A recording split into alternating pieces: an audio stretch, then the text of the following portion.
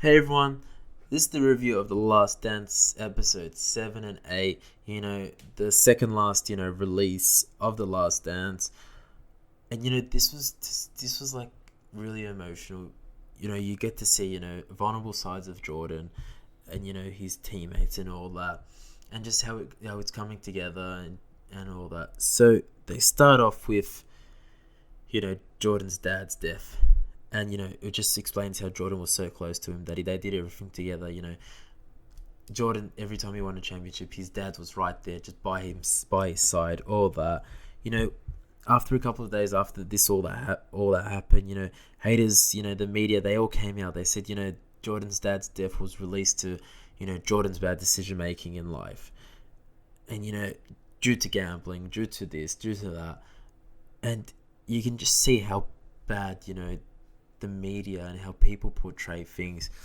It's pretty sad to see, especially someone that's going through something so vulnerable at time. It's pretty cool. It's pretty bad to see. You know, After that, Jordan had no motivation. He was done with basketball, and he actually retired. He retired after 93 season, and you know, you can just see him. How he went through it all, and he went to play baseball after that. And he said, he discussed that with his dad, and his dad said, just do it. If you think it's right, just do it. Jordan took his words, and he started playing baseball, and he actually did all right. At the start he killed it. After a few months he went pretty bad. The media straight away went up again. He's not made for this, he's not this, he's not that. But Jordan said, he goes, I don't care what people thought was the right decision, what wasn't the right decision, but Jordan was doing something for himself and something for his father.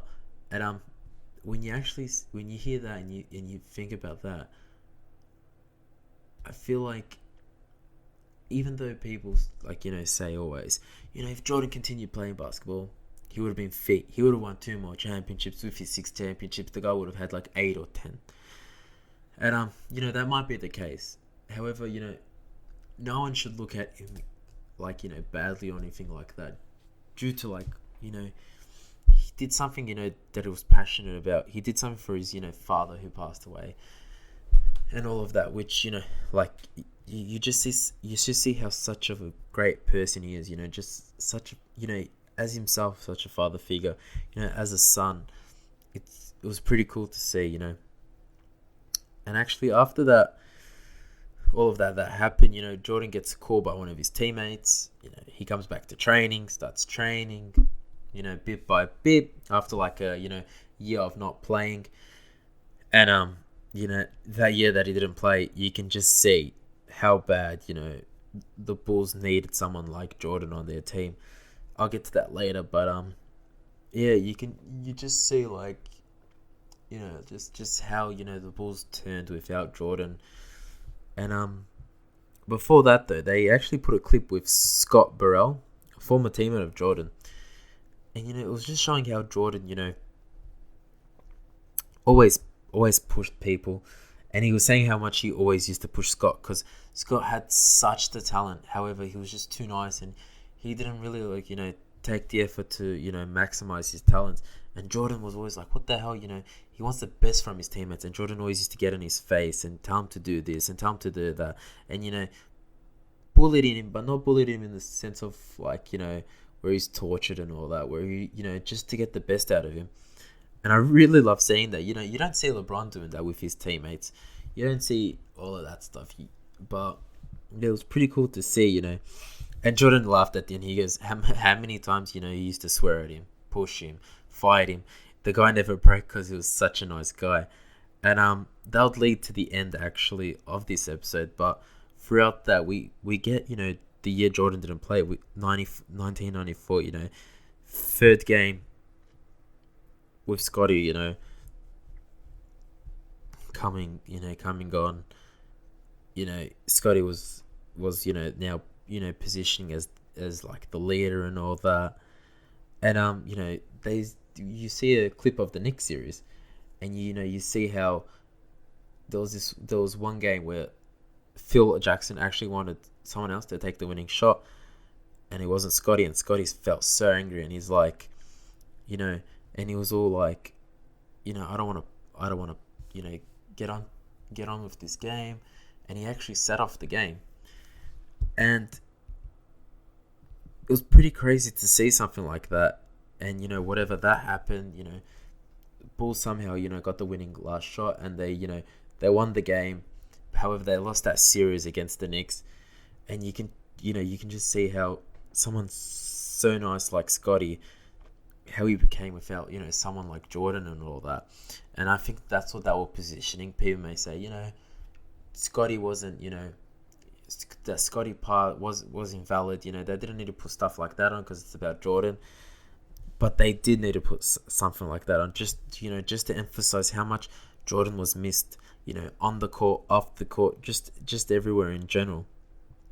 And at the end of the episode, you know, you see Jordan left in tears, you know, and you can just see how passionate he is, and he's just crying. He's like, you know, he wanted to win championships. He goes, and that's how he did it. And you know, he gets really emotional, tears up, and he goes, you know, you might think it's bad or whatever. He goes, but you know, that's just how it happened. That's how we won the championships and all that, blah blah blah. You know, such a vulnerable like episode to see Jordan in. You know, you just like him 10 times more than what you do. You can just see like how much he was a top guy. Now on to the next episode. You know, we got Charlotte versus Bulls, 1998 conference finals. And you know, the former teammate of, you know, Jordan, Armstrong, you know, they play against each other in the first game. You know, Armstrong actually knew, you know, the tactics of the Bulls and all that, and you know, he helps them and gets the win. And Jordan gets cut, and he's like, and you can just see how great and passionate he is, and how determined and all that, how much confidence he has in himself. After that, you know, Jordan just went straight to him every single game after that, and just went after him and after him and after him, and scored points. He scored 50 points in one game, and you know, you just see how his mentality was just absolutely crazy compared to like everyone else there, you know, who played the game of basketball. And you know, then we go back to the 1995 season. We're Jordan's first season coming back, and you can just see he's not, you know, in, you know, basketball shape. You know, he is for baseball shape, but he isn't for basketball shape. And throughout that season, you know, he didn't do the best that he could. You know, they do reach the 1995 conference finals, Eastern Conference Finals, against Orlando, and the Bulls lose that, you know, finals with Grant Horace, you know, who was his former teammate, good mate of his. You know, he went to Orlando, became a superstar there with a young Shaquille O'Neal, and they actually win the conference finals. And yeah, it's pretty cool. It's pretty cool to see all of that happening. You know, and it just got Jordan so angry. And then after that season, you know, he had to film Space Jam. But, you know, he told Space Jam, the only way I'm filming is, you know, you get me a facility. I'm going to be working out there 24/7, this, that. And they did. And surely enough, they did make him one. And, you know, you could just see, you know, he used to play 4 hours of basketball. He used to, you know, star in, you know, film in Space Jam. And then after, when, you know, it got a bit hyped, you know, he had all the other, you know, good basketball players in the comp, you know, the top 100 basketball players coming in, you know, Reggie Miller, etc. And, you know, and it was great to see that happening, because Jordan needed that. He needed to verse the top players to play basketball with, you know, just to see where he's at and just to keep building up, which is pretty cool. Then we get to the infamous Steve Kerr and Jordan story at training, and how Phil Jackson, you know, put Steve Kerr on, you know, Michael Jordan, and they were exchanging, you know, whatever. And Steve Kerr goes, you know, he doesn't have the most, you know, abilities, but he'll never back down from something. And, you know, after that, you can just see, you know, how passionate Jordan was, and he just squares him and knocks him, you know, hits him in the nose. And then after that, you know, Jordan has a laugh. He's like, that was like the most, like, you know, worst thing to do. He goes, he hit the smallest guy in the team, you know, but you can just see how good of a person he is. He comes back, he gets his phone number, calls him, And, Steve loved it. Steve goes, that literally, what happened, made Jordan respect me. And you can just see on his face that, just getting acknowledged and respected by Jordan meant something else to him. It was something like, he loved and all that, which was pretty good to see. And, just see how much Jordan had influence on his players and what he wanted from his players. And, start of the season already, they were being acknowledged as one of the best teams, better than, the Lakers, better than, recent Bulls teams.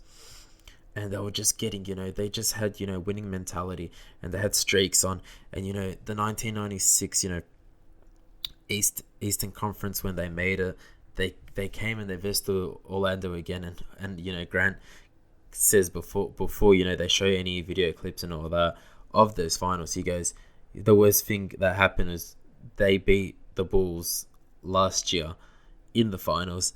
And he had a laugh about it. And, you see the Bulls, they sweep 4-0. They sweep the Orlando in the Eastern Conference Finals. Then, they come to the finals, the actual, NBA Championship Finals. It's the Bulls versus Supersonics. And you can see, like, how Peyton and Jordan have love for one another. And, I'm a Supersonic fan as well. Oklahoma City fan now. So I love Peyton. And you can just see how, Jordan watching Peyton talking about, how he just wants to just come at him, cut him, and that's how you got to beat him. And Jordan just looking at that, having a laugh, saying he likes him. And yeah, at the end of that, we get Jordan winning his 4th chip, which is pretty crazy to see. And at the end, you see Jordan on the floor crying, holding a basketball due to, like, he's winning, but he won without his dad being there and all that. Great to see. That was really the wrap up of these 2 episodes. Can't wait to see what they're going to do, for the last 2. Stay tuned. Please like the video, subscribe to the channel. Thanks. See ya.